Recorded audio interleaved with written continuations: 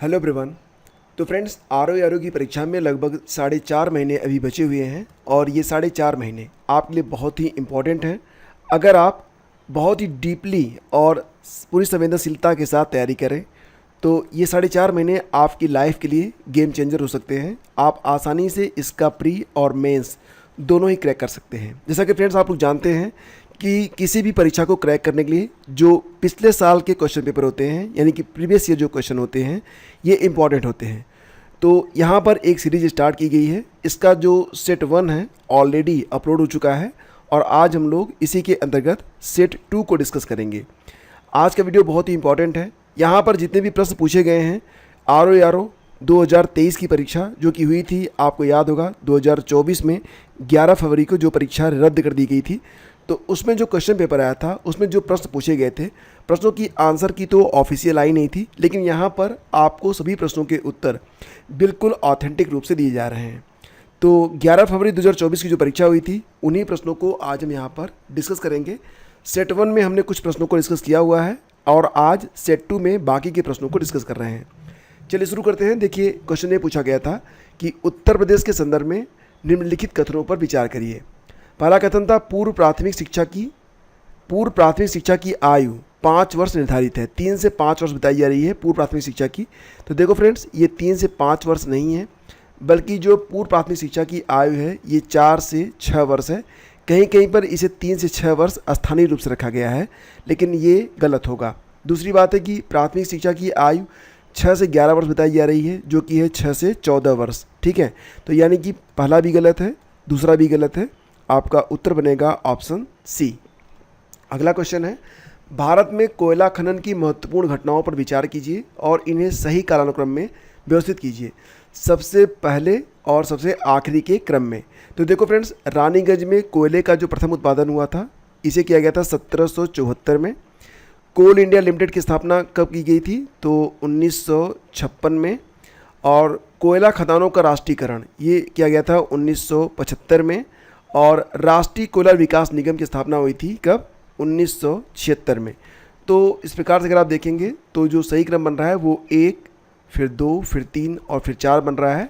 और यहाँ पर जो आपका सही क्रम बन रहा है वो 1, 2, 3, 4, यानी कि विकल्प सी आपका यहाँ पर सही होगा। अगला क्वेश्चन है, नीचे 2 कथन दिए गए हैं। अब कथन है कि विश्वती बायोम सबसे घना एवं सर्वाधिक जैव भार वाला वन बायोम है। तो जो विश्वती बायोम है, कहा जा रहा है कि सबसे घना भी है और सर्वाधिक जैव भार वाला वन बायोम है। ये कथन गलत है। विश्वती वन क्षेत्र में वर्ष भर उच्च वर्षा और उच्च तापमान होता है। कारण सही है, यानी कि ए सत्य है, ए असत्य है, लेकिन आर सत्य है। ए जो है ये गलत है, आर जो है सही है। तो इसका उत्तर बनेगा ऑप्शन ए असत्य है परंतु आर सत्य है। अगला क्वेश्चन है कि बंकिम चंद्र चट्टोपाध्याय के संदर्भ में निम्नलिखित कथनों पर विचार करिए। वह कलकत्ता विश्वविद्यालय के प्रथम स्नातक थे, ये सही है। सीताराम उनका अंतिम उपन्यास था। नीचे दिए गए कूट का प्रयोग करके सही उत्तर का चयन करें। तो देखो, दोनों ही कथन यहाँ पर बिल्कुल सही हैं। देखो फ्रेंड्स, बंकिम चंद्र चटर्जी और जोद्दूनाथ, इन दोनों ने एक साथ 1858 में कलकत्ता विश्वविद्यालय से स्नातक किया था और स्नातक करने वाले पहले मेल थे।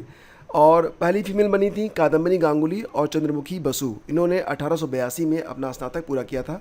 सीताराम जो है ये बंकिम चंद्र चट्टोपाध्याय का अंतिम उपन्यास था। उनका जो पहला उपन्यास था उसका नाम है राजमोहन वाइफ। ठीक है, इसके बाद आगे बढ़ते हैं और यहाँ पर जो आपका उत्तर बनेगा क्या बनेगा? 1 और 2 दोनों सही हैं, तो विकल्प ए आपका यहाँ पर करेक्ट होगा। अगला क्वेश्चन है, निम्नलिखित घटनाओं पर विचार करिए और उनको दिए गए कूट का प्रयोग करते हुए कालक्रमानुसार व्यवस्थित करिए। जैसा कि आप लोग जानते हैं कि जो बैंकों का राष्ट्रीयकरण हुआ था, तो देखो, जो बैंकों का पहला चरण हुआ था राष्ट्रीयकरण का, नेशनलाइजेशन किया गया था, वो 1969 में किया गया था। और बैंकों के राष्ट्रीयकरण का जो दूसरा चरण आया था, तो दूसरा चरण कब शुरू हुआ था? 1980 में शुरू हुआ था। नाबार्ड की स्थापना हुई थी 1982 में, ये ध्यान देना। और जो क्षेत्रीय ग्रामीण बैंक होते हैं उनकी स्थापना हुई थी 1975 में। तो यहाँ पर जो आपका क्रम बनेगा किस प्रकार से बनेगा? सबसे पहले आपका आएगा यहाँ पर सबसे पहले बैंकों के राष्ट्रीयकरण का प्रथम चरण 1969 वाला आएगा। फिर क्षेत्रीय ग्रामीण बैंकों की स्थापना होती है 1975 में। फिर बैंकों के राष्ट्रीयकरण का दूसरा चरण आता है 1980 में और नाबार्ड की स्थापना होती है 1982 में। तो इस प्रकार से आपका यहाँ पर क्रम बनेगा, सबसे पहले 1, फिर 3, फिर 2 और फिर 4, 1 3 2 4, और यहाँ पर जो ऑप्शन सी है ये आपका सही होगा। बैंकों के लेन देन में जो पिन आप डालते हैं, पिन का फुल फॉर्म यहाँ आपसे पूछा जा रहा है, ये होता है personal identification number, option C. अगला क्वेश्चन है कथन और कारण का है। कथन है कि भारत में लवणीय मिट्टी फसलों की खेती के लिए उपयुक्त नहीं मानी जाती है, बिल्कुल सही है। और कारण बताया जा रहा है कि लवणीय मिट्टी में नमक की मात्रा अधिक होती है, इसका मुख्य कारण शुष्क जलवायु और ख़राब जल निकासी होती है, ये भी सही है। यानी कि ए और आर दोनों सही हैं, और आर ए की व्याख्या भी करता है।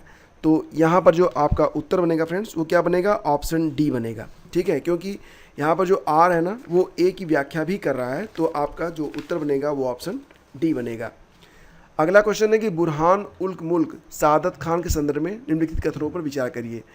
अवध के स्वतंत्र राज्य का संस्थापक सादत खान था। जैसा कि आप जानते हैं कि सादत खान ने 1722 में अवध की स्थापना की थी। अवध के स्वतंत्र साम्राज्य की स्थापना किसने की थी, 1722 में सादत खान बुरहान मुल्क ने।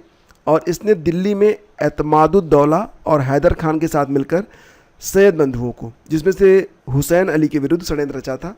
तो पहला कथन सही है, दूसरा कथन भी सही है। तो उत्तर में 1 और 2 दोनों सही, यानी कि आपका ऑप्शन बी करेक्ट है।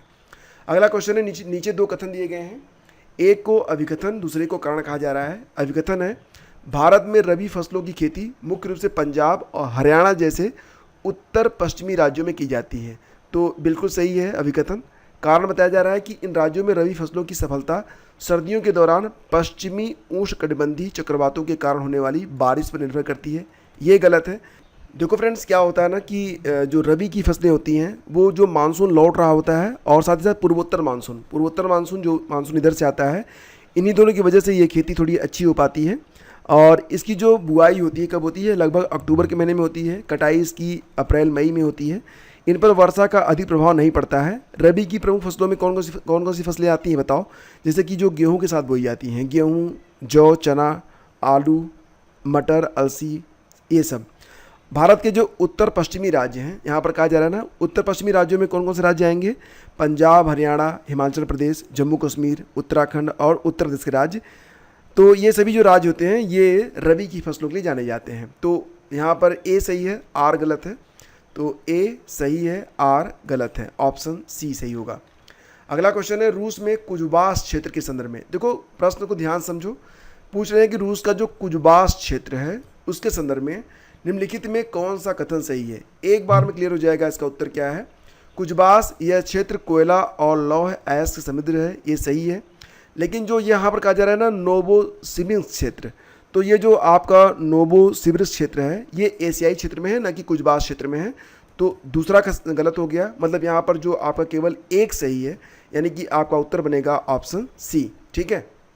हालांकि जो नोवोसिबिर्स्क के बारे में बात कही जा रही है वो भी सही है, लेकिन ये जो नोवोसिबिर्स्क एशियाई क्षेत्र में स्थित है, जबकि कुजुबास जो है ये दक्षिणी पश्चिमी साइबेरिया क्षेत्र में स्थित है, ठीक है। तो ये ध्यान रखना है इस बात का। तो इसीलिए यहाँ पर 2 को गलत बताया जा रहा है। अगला क्वेश्चन है कि बिपिन चंद्र पाल के संदर्भ में कौन सा कथन सत्य है। देखो बात हो रही है बिपिन चंद्र पाल के बारे में। तो गर्म दल में 3 लोग शामिल थे, आप जानते हैं कौन कौन से लोग होंगे, लाल, बाल और पाल। तो यहाँ पर पाल का जो संदर्भ है वो बिपिन चंद्र पाल से ही है। वो ब्रह्म समाजी नेता और समाज सुधारक थे, ये सही है। न्यू इंडिया नाम की साप्ताहिक पत्रिका का प्रकाशन किया था, ये भी सही है। देखो न्यू इंडिया नाम से एक जो मतलब न्यू इंडिया का प्रकाशन बिपिन चंद्र पाल ने भी किया था। इनकी जो मैगजीन थी वो साप्ताहिक थी। और साथ ही साथ ध्यान रखना कि न्यू इंडिया नाम की एक पत्रिका और निकाली गई थी एनी बेसेंट के द्वारा, ठीक है। एनी बेसेंट ने जो न्यू इंडिया निकाली थी वो रोज़ प्रकाशित हुई थी, यानी कि यह डेली थी। तो ये ध्यान रखना कि जो एनी बेसेंट वाली न्यू इंडिया थी ये डेली आती थी, जबकि बिपिन चंद्र पाल की जो न्यू इंडिया थी ये साप्ताहिक थी। तो यहाँ पर देखेंगे तो दोनों कथन सही हैं, 1 और 2 दोनों आपके यहाँ पर बिल्कुल सही हैं। अगला क्वेश्चन है, सूची 1 को सूची 2 से सुमेलित करना है।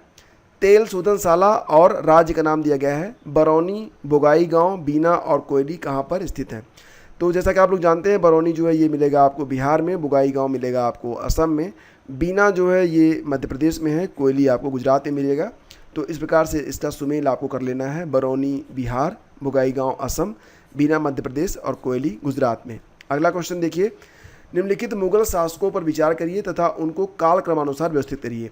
तो ध्यान देना, यहाँ पर आजकल ऐसे प्रश्न बहुत सारे पूछे जा रहे हैं। जैसे कि अगर हम बात करें फर्रुखसियर के बारे में, जहांगीर शाह के बारे में, बहादुर शाह के बारे में और मोहम्मद शाह के बारे में, तो इसमें कौन पहले आता है, कौन बाद में आता है। तो सबसे पहले तो आएगा यहाँ पर 1707 से लेकर 1712 तक, 1707 से लेकर 12 तक बहादुर शाह हो जाएगा। 1712-13 में जहांगीर शाह। इसके बाद 1713 से लेकर 1719 तक कौन रहा था, फर्रुखसियर रहा था। और इसके बाद समय आता है मोहम्मद शाह का, मतलब 1719 से लेकर काफ़ी लंबा समय रहा है, 48 तक रहा है मोहम्मद शाह। तो क्रम बन गया आपका 3, फिर 2, फिर 1 और फिर 4, 3, 2, 1, 4। तो आपके ऑप्शन में है 3, 2, 1, 4 विकल्प ए में। अगला क्वेश्चन है, भारतीय संविधान की प्रस्तावना में उल्लिखित सही क्रम कौन सा है। जैसा कि आप जानते हैं कि अगर बात करेंगे प्रस्तावना में जो सुधार हुआ है केवल एक बार हुआ है, वो कब हुआ था, 42वां संविधान संशोधन। ये कब हुआ था, 1976 में। तो इसमें क्या हुआ था, प्रस्तावना में समाजवादी, पंथ निरपेक्ष और अखंडता सब जोड़े गए थे। तो कैसे याद रखोगे, समाजवादी से समाज ले लो, पंथ निरपेक्ष से पथ ले लो और अखंडता से पूरा ले लो। तो ऐसे याद रखो, समाज, पथ, अखंडता। तो इसमें जो विकल्प बी है केवल यही यहाँ पर सही है, जो कि सही क्रम में है। ठीक है। पंचायती राज के संदर्भ में कौन सा कथन सही है, पंचायती समिति और जिला परिषद प्रत्यक्ष निर्वाचित सदस्यों से गठित होते हैं, ये गलत है। जो पंचायत समिति होती है और जिला परिषद अध्यक्ष होते हैं, ये प्रत्यक्ष निर्वाचित सदस्यों से गठित नहीं होते हैं, तो ये गलत हो गया। पंचायत स्तर पर चुनाव लड़ने के लिए न्यूनतम आयु 21 वर्ष है, न कि 18 वर्ष है, तो ये भी गलत है। पंचायती राज संस्थाओं का चुनाव राज्य चुनाव आयोग के पर्यवेक्षण में होता है, ये सही है। यानी कि पूछ रहा है कि कौन सा कथन सही है, तो केवल सी वाला ऑप्शन आपका सही है, तो विकल्प सी इसका उत्तर बनेगा। एगमार्क के संदर्भ में निम्नलिखित कथनों में कौन सा सत्य है। तो देखो यहाँ पर एगमार्क ये कृषि उत्पादों की गुणवत्ता का सूचक है, एक सही है। एगमार्क का प्रमाण पत्र भारतीय खाद्य निगम द्वारा, यानी कह रहे हैं कि फूड कॉर्पोरेशन ऑफ इंडिया जारी करता है, तो ये तो गलत है, FCI इसे बिल्कुल जारी नहीं करता है। तो आखिर जो एगमार्क का प्रमाणीकरण होता है कौन देता है, तो देखो एगमार्क जो कि कृषि उत्पादों के गुणवत्ता प्रमाणीकरण के लिए दिया जाता है, इसे केंद्रीय कृषि और किसान कल्याण मंत्रालय के द्वारा दिया जाता है, न कि FCI के द्वारा। केंद्रीय कृषि और किसान कल्याण मंत्रालय एगमार्क का चिन्ह प्रदान करता है।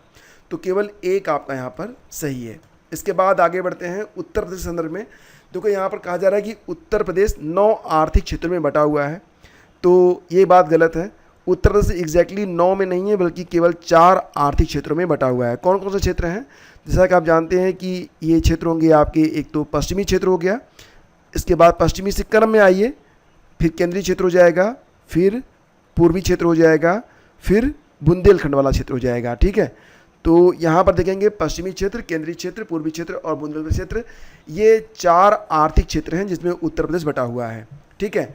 और उत्तर प्रदेश में 11 कृषि जलवायु क्षेत्र हैं, तो 11 नहीं है बल्कि 9 है। ठीक है।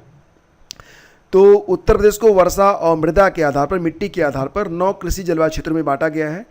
इसमें केंद्रीय मैदान, दक्षिणी पश्चिमी अर्धशुष्क मैदान, बुंदेलखंड, पूर्वी मैदान, उत्तर पूर्वी मैदान, विंध्य, भाबर और तराई, पश्चिमी मैदान और मध्य पश्चिमी मैदान शामिल हैं।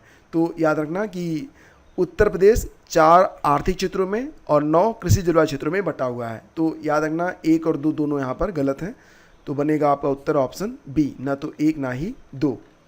फिर है कि मुरादाबाद तांबे के काम के लिए प्रसिद्ध है, तो ये गलत हो गया, तांबा नहीं बल्कि यहाँ पर पीतल होना चाहिए था, तो पहला विकल्प आपका गलत है।